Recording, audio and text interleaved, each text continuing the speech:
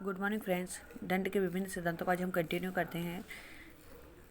दंड का प्रतिरोधात्मक सिद्धांत का अध्ययन हम कर चुके हैं प्रीवियस वीडियो में। इसी तरह प्रतिशोधात्मक सिद्धांत का भी अध्ययन कर चुके हैं हम।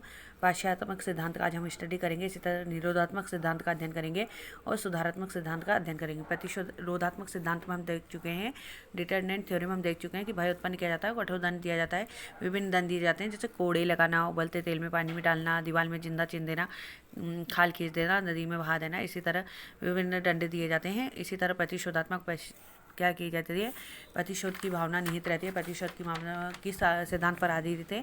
टीट फॉर टेट पर आधारित है। Life shall go for life, hand for hand, foot for foot and I for I and tooth for tooth. इसी तरह आज हम देख लेते हैं अपना नया सिद्धांत, पाश्चात्मक सिद्धांत। नेक्स्ट सिद्धांत जो है पाश्चात्मक सिद्धांत किस सिद्धांत पर आधारित है?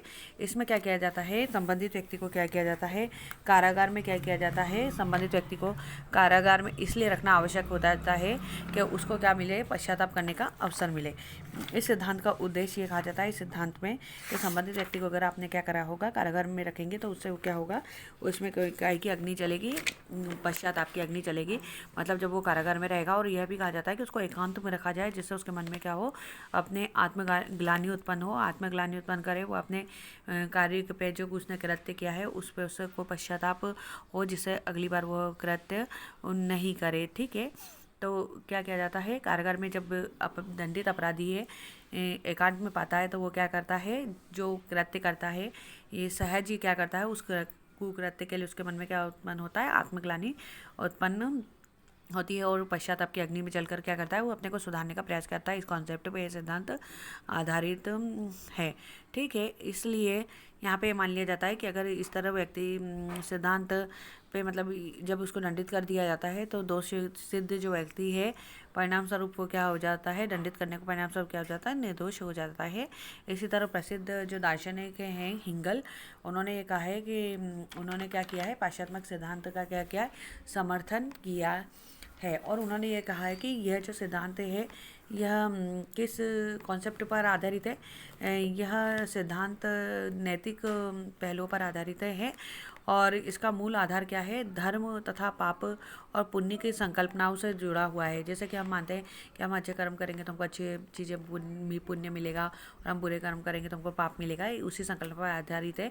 लेकिन वर्तमान में क्या हुआ है, धार्मिक और नैतिक मान्यताओं का क्या हो गया है, हार्श होने के कारण क्या हो गया है, इसका महत्व इतना नहीं रहा है। और यहाँ पे क्या कहा गया है कि एकांत कारावास का क्या उद्देश्य है, मेन उद्देश्य यही होता है कि पहले तो कारावास में रखना, फिर ऊपर से एकांत कारावास में रखना, जिससे कि व्यक्ति का क्या रहे, जो भी पर्सन रहे उसमें पश्चाताप करे, पश्चाताप का अवसर मिले, और उसमें क्या हो, आत्मग्लानि उत्पन्न हो, और वह समाज में फिर एक स्वस्थ नागरिक के रूप में आए सामने। इसी तरह जो हमारी आईपीसी है उसमें एकांत जो परिरोध है उसके बारे में प्रोविज़न किए गए हैं। सेक्शन 73 एंड द 74 में क्या किया गया है, एकांत परिरोध के बारे में बताया गया है कि एकांत परिरोध किन किन कंडीशनों में कितनी अवधि के लिए दिया जाएगा। 74 में बताया गया है कि 74 में कितने दिन के लिए अधिक नहीं होगा, 14 दिन के लिए अधिक नहीं होगा, ये बताया गया है। नेक्स्ट सिद्धांत देखिए, निरोधात्मक सिद्धांत।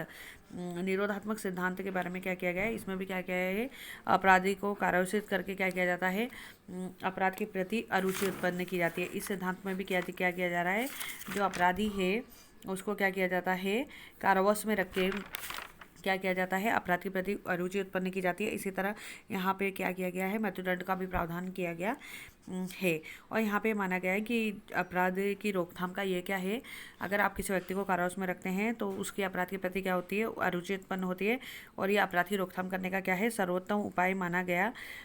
इससे क्या होता है, अपराध करने की इच्छा क्या हो जाती है, समाप्त हो जाती है, और वो पुनः अपराध करने के लिए अग्रसर नहीं होता। और इसी में क्या, हत्या करने वाले को इस सिद्धांत के अंतर क्या है, किसका प्रावधान किया गया है, मृत्युदंड का प्रावधान किया गया है। इसी प्रकार आजीवन कारावास, संपत्ति की जब्ती, बार बार घूस लेने वाले कर्मचारियों को बर्खास्त कर देना निरोधात्मक दंड के प्रकार ही हैं। इसी तरह इस सिद्धांत के अनुसार क्या होता है, इस सिद्धांत के अनुसार यह माना गया है कि अगर आपने किसी को मृत्युदंड या फांसी दी है तो मृत्युदंड और फांसी अन्य अपराधियों के मन में भय तो उत्पन्न करती है, और इसका एक मृत्युदंड और क्या फांसी देने का एक कारण यह भी है कि अपराध से क्या करना है, अपराध करने से विरत रहेंगे अन्य व्यक्ति। और क्या होता है, इसका एक कॉन्सेप्ट ये भी चलता है कि इस सिद्धांत की यह भी मान्यता है कि फांसी के परिणाम स्वरूप समाज से एक अपराधी क्या हो जाएगा, कम हो जाएगा, जो कि किस तरह का व्यवहार कर रहा है, जो कि पशुवत आचरण कर रहे हैं, पाशविक अपराधी हैं और जघन्य अपराध कर रहे हैं। तो इस तरह के जो अपराधी हैं उनको समाज में रहने का अधिकार नहीं है, हक नहीं है। तो इसलिए ये माना जाता है कि एक अपराधी कम हो जाता है। पर यहाँ पे इस सिद्धांत की आलोचना इस रूप में की जाती है कि इस सिद्धांत में जैसे भावावेश में आके किसी ने एकदम भावावेश में आके कोई अपराध कारित कर दिया है, प्रथमतः कोई अपराध कमिट कर दिया है, या बाल अपराधियों ने, जुवेनाइल ने कोई अपराध क्रिएट कर दिया, तो उनके प्रति कोई भी उदारता बरतने का इस सिद्धांत में कहीं पे भी प्रोविज़न नहीं है। ठीक है, यहाँ पे भी इस सिद्धांत पर कार्य किया जा रहा है कि व्यक्ति को क्रूर दंड दिया जाए और कारावास करके उसको समाज से दूर रखा जाए, जिससे क्या करे, उसके मन में भय उत्पन्न हो और अगली बार वो क्या नहीं करे, समाज में दोबारा उस अपराध को कारित न करे। ठीक है, नेक्स्ट इसी में आपने देखा होगा कि इसके अंतर्गत दो तरीके अपनाए जा रहे हैं, जो मेन तरीके बताए गए हैं जिससे क्या किया जाए, अपराध को निरोध किया जाए।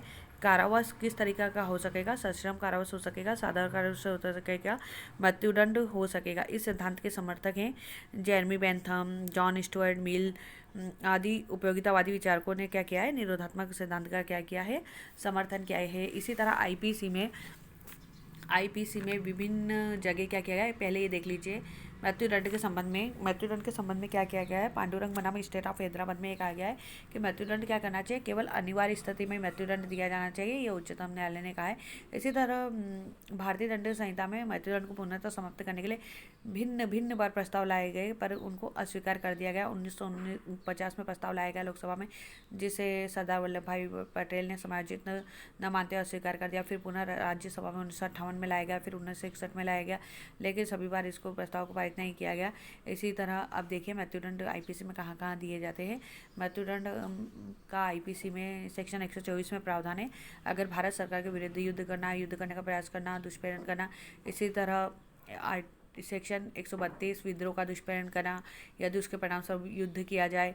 धारा 194 आईपीसी के अकॉर्डिंग, ठीक है, मृत्यु से दंडनीय अपराध के लिए दोष सिद्ध कराने के ऐसे मिथ्या साक्ष्य देना है करना, यदि निर्दोष व्यक्ति को एतद्वारा दोष सिद्ध किया जाए और उसे फांसी दे दी जाए, मतलब आप इस तरह का कोई मिथ्या साक्ष्य दे रहे हैं या गढ़ रहे हैं, जैसे किसी निर्दोष व्यक्ति को फांसी पर चढ़ा दिया जाए, तो आपको भी उसी तरह का दंड दिया जाएगा। इसी तरह हत्या के लिए भी आपके लिए 302 में प्रावधान किया गया है मृत्युदंड का।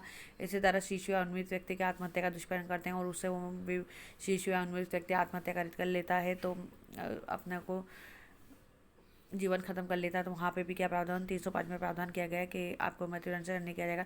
इसी तरह से दोष द्वारा प्रयत्न किया जाए, आजीवन से दोष द्वारा 307 में प्रयत्न किया जाता है। ठीक है, इसी तरह धारा 364 मुक्तिदान आदि के लिए व्यापरण किया जाता है, संबंधी व्यक्ति को उपपत्ति कारित की जाती है या उसकी मृत्यु कारित कर दी जाती है, तो यहाँ पे भी मृत्युदंड का प्रावधान किया गया है। इसी तरह हत्या सहित डकैती में भी किसी व्यक्ति को उपपत्ति या मतलब मृत्यु कारित कर दी जाती है, तो वहाँ पे भी क्या किया गया है, हत्या सहित डकैती में 396 में मृत्युदंड का प्रावधान किया गया है। इसी तरह 376A में अगर कोई 376 का क्राइम कमिट करता है और उसमें पीड़िता विकृत चित्त स्थिति में चली जाती है या फिर उसकी मृत्यु हो जाती है, तो वहाँ पे भी 370 में भी क्या किया गया है, मृत्युदंड का प्रावधान किया गया है। इसी तरह कुछ और केस देख लीजिए जहाँ उच्चतम न्यायालय का भिन्न भिन्न दृष्टिकोण है मृत्युदंड के संबंध में। बच्चन सिंह बनाम पंजाब राज्य में कहा गया है कि यह प्रश्न चिन्ह उठाया गया था कि आर्टिकल 14-19 का उल्लंघन करता है, लेकिन उच्चतम न्यायालय ने कहा कि बिल्ले से बिल्ले मामले में लागू किया जाना जरूरी है, rarest of the rare case.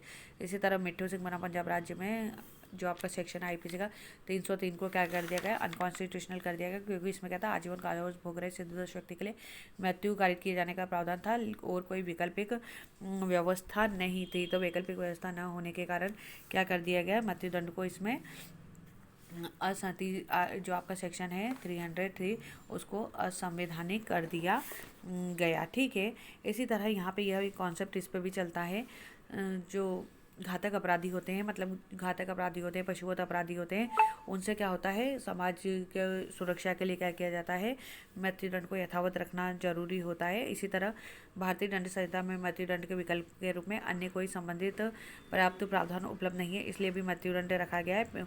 और इसी तरह भारतीय विधि आयोग की 35वीं रिपोर्ट में भी उन्होंने कहा है कि उन्होंने भी गंभीरता से विचार किया और फिर उन्होंने भी इसके संबंध में अपना दृष्टिकोण यही रखा कि मृत्युदंड को क्या रखना चाहिए, यथावत रखना चाहिए। लेकिन भारतीय विधि आयोग की 42वीं रिपोर्ट ने यह अनुशंसा की कि 18 वर्ष से कम आयु के बालक बालिकाओं को मृत्युदंड नहीं दिया जाना चाहिए और सन 1973 में इसमें संशोधन कर दिया गया।